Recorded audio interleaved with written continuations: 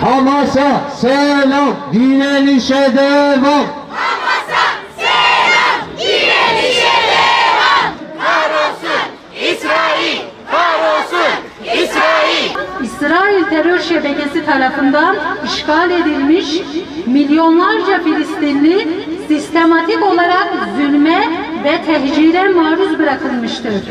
Ne insana ne de kutsala saygısı olan bu barbar Siyonist çete zulümlerinin dozunu arttırarak sürdürmektedir. Filistin şu sözde uygar dünyanın ikiyüzlülüğünü her daim ifşa etmiştir. 75 yıldır devam eden bu Siyonist işgali ve zulmün ardından Aksa Tufanı operasyonu ile 7 Ekim günü Siyonizmin, onun uşaklarının kara günü, Müslümanlarının ise iftiharı olmuştur. Gazze'nin yetimleri büyümüş ve şanlı bir mücadeleye imza atmışlardır. 7 Ekim'den bu yana katledilen 2700 çocuğumuz için kalplerimiz kan ağlamaktadır. Her gün çocuklarını bombalar altında şehit veren Gazze'li annelerimizin feryatları yürekleri dağlamaktadır.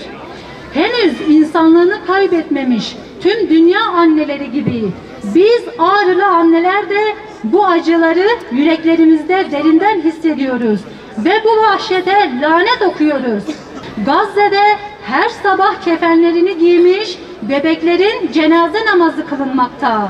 Anne karnındaki henüz doğmamış bebekler bile katledilmektedir. Gazze'de anneler evlatlarını bir bir toprağa verirken aslında toprağa gömülenin insanlık olduğunu dünyaya haykırmaktadır. Buradan henüz vicdanını kaybetmemiş olan bütün insanlara, özellikle annelere sesleniyoruz. Daha ne kadar bu sessizlik devam edecek? Daha kaç annenin bedeninin çocukları ile birlikte parçalanmasına seyirci kalacağız? Kaç çocuk annesine son kez bakıp onu cennete uğurlayacak? Kaç tane abla, abi, kardeşine kefen almak için sıraya girecek? Kaç çocuğun adı eline, ayağına yazılacak? Kaç çocuk beninden tanınacak? Soruyoruz ey dünya, daha kaç tane çocuğun kanının akması lazım uyanman için? Ve buradan ilan ediyoruz ki hangi evladının acısına yanacağını bilmeyen Gazze'li annelerin acısı biz Ağrılı annelerin de acısıdır. Geride evladını emanet edecek kimseyi bulamayıp onu Allah'a emanet edip şehit olan annelerin emaneti bizlerin emanetidir.